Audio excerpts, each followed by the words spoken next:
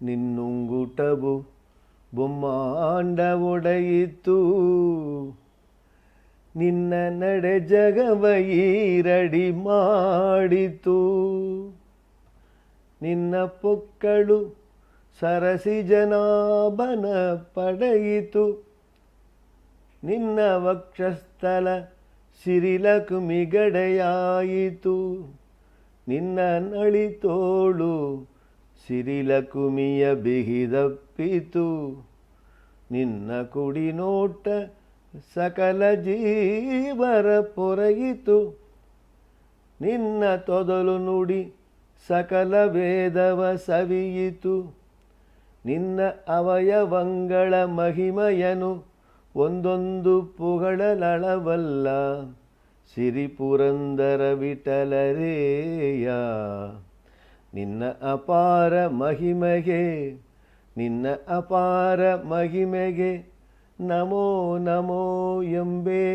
ನಮೋ ನಮೋ ನಮೋ ನಮೋ ನಮೋ ನಮೋ ಎಂಬೆ. ಹರೇ ಶ್ರೀನಿವಾಸ. ಅಧಿಕಶ್ಚ ಅಧಿಕ ಫಲಂ ಎಂದು ಶಾಸ್ತ್ರಗಳು ತಿಳಿಸಿದಂಗೆ ದಿನಕ್ಕೊಂದು ಉಗಾಭೋಗದ ಅರ್ಥಾನುಸಂಧಾನ ಮಾಡುತ್ತಾ ಕೇಳುತ್ತಾ ಭಗವಂತ ಸಂತುಷ್ಟನಾಗುವುದನ್ನು ಮನಸ್ಸಿಂದ ಸ್ಮರಿಸಿಕೊಂಡು ಆನಂದ ಪಡುತ್ತಿದ್ದೇವೆ. ಈವಾಗಲೇ ನಿನ್ನುಂಗುಟವು ಬ್ರಹ್ಮಾಂಡವನ್ನು ಒಡೆಯಿತು ಎನ್ನುವ ಉಗಾಭೋಗವನ್ನು ಕೇಳಿದಿರಿ. ಈ ಪ್ರಪಂಚದಲ್ಲಿ ನಾವು ಈವಾಗ ಕಾಣುತ್ತಿರುವ ಈ ಬ್ರಹ್ಮಾಂಡ ಒಂದೇ ಇಲ್ಲ. ಇದರಂಥ ಅನಂತ ಬ್ರಹ್ಮಾಂಡಗಳು ಅಲ್ಲಲ್ಲಿ ಇವೆ. ಅವುಗಳಲ್ಲಿಯೂ ಸೃಷ್ಟಿ ಸ್ಥಿತಿ ಲಯಗಳು ಭಗವಂತನ ಅಚಿಂತ್ಯಾಶಕ್ತಿಯಿಂದ ನಿತ್ಯವೂ ಆಗುತ್ತಿದೆ. ಪುರಾಣ ಇತಿಹಾಸಗಳ ಕಥೆಗಳು ಅಲ್ಲಲ್ಲಿಯೂ ಈವಾಗಲೂ ಕೂಡ ಭಗವಂತನಿಂದ ಅನಾಯಾಸವಾಗಿ ನಿಮಿಷ ನಿಮಿಷಕ್ಕೆ ನಡೆಸಿಕೊಂಡು ಬರುತ್ತೇವೆ ಎಂಬುದನ್ನು ಪರೋಕ್ಷ ಜ್ಞಾನದಿಂದ ಹಾಗೂ ಜ್ಞಾನಿಗಳ ಪ್ರವಚನಗಳಿಂದ ಅರಿಯುತ್ತೇವೆ.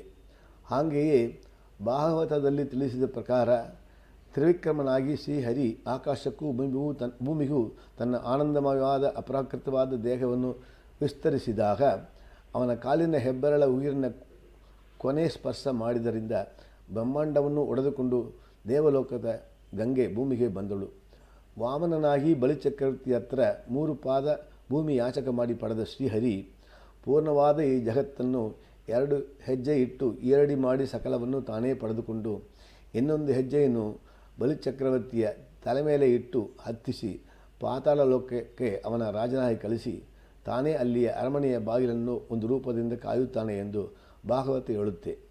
ಭಗವಂತನ ಸೃಷ್ಟಿಕ್ರಮವನ್ನು ಚಿಂತಿಸುವಾಗ ಮೊದಲು ಸೃಷ್ಟಿಯಾದದ್ದು ಕಮಲವೋ ಅಥವಾ ಬ್ರಹ್ಮನೋ ಎಂದು ನನ್ನಂಥ ಪಾಮರರಿಗೆ ಪ್ರಶ್ನೆ ಬರುವುದಕ್ಕೆ ಸಾಧ್ಯತೆ ಇದೆ. ಶ್ರೀಹರಿಯ ನಾಭಿಯಿಂದ ಒಂದು ಬಂಗಾರ ಕಮಲ ಬಂತು. ಕ್ಷಣದಲ್ಲಿ ಅದರ ಮೇಲೆ ಬ್ರಹ್ಮನ ಸೃಷ್ಟಿ ಆಯಿತು ಎಂದೇ ಭಾಗವತ ತಿಳಿಸುತ್ತೆ. ಮೇಲ್ನೋಟಕ್ಕೆ ಬಂಗಾರ ಕಮಲವೇ ಮೊದಲೇ ಸೃಷ್ಟಿಯಾಯಿತು ಎಂದು ನಮಗೆ ಎಣಿಸಿದರೂ ಚೆನ್ನಾಗಿ ಆಲೋಚನೆ ಮಾಡಿದರೆ ಭಗವಂತನ ಆನಂದಮಯವಾದ ದೇಹದ ಒಂದು ಭಾಗವೇ ಆ ತಾವರೆ.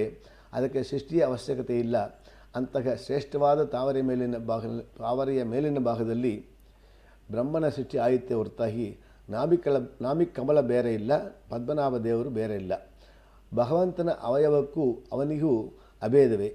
ಈ ರೀತಿಯಲ್ಲಿ ಬ್ರಹ್ಮದೇವರಿಗೆ ಸೃಷ್ಟಿಯನ್ನು ತನ್ನ ನಾಭಿಯಲ್ಲಿ ಕೊಟ್ಟ ದೇವರು ದೇಶತಃ ಕಾಲತಃ ಅವನಿಗೆ ಸಮಾನಳು ಆದ ಅವನ ಹೆಂಡತಿ ಲಕ್ಷ್ಮಿಗೆ ಯಾವಾಗಲೂ ತನ್ನ ವಕ್ಷಸ್ಥಳವನ್ನೇ ಕೊಟ್ಟಿದ್ದಾನೆ.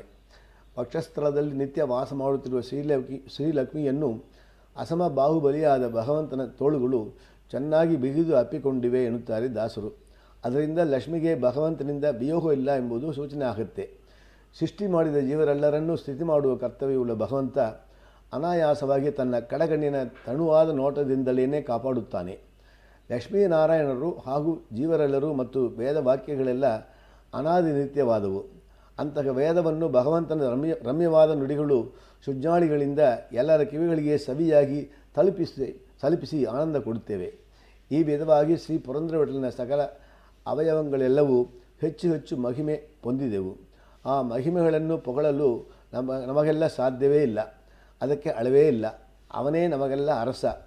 ಅಂತಹ ಅವನ ಅಪಾರ ಮಹಿಮೆಗಳನ್ನು ನಾವೆಲ್ಲ ಅರಿತು ಅವನಿಗೆ ಎಷ್ಟೊಂದು ಸಾಷ್ಟಾಂಗ ನಮಸ್ಕಾರ ಮಾಡಿದರೂ ಸಾಲದು ಎಂದು ತಿಳಿಸುವುದಕ್ಕೇನೆ ನಮೋ ನಮೋ ಎಂದು ಹಲವು ಸರ್ತಿ ದಾಸರು ಈ ಯುಗಾಭೋಗದಲ್ಲಿ ನಮಸ್ಕಾರವನ್ನು ಸಲ್ಲಿಸುತ್ತಿದ್ದಾರೆ. ಹರೇ ಶ್ರೀನಿವಾಸ ಶ್ರೀಕೃಷ್ಣಾರ್ಪಣಮಸ್ತು.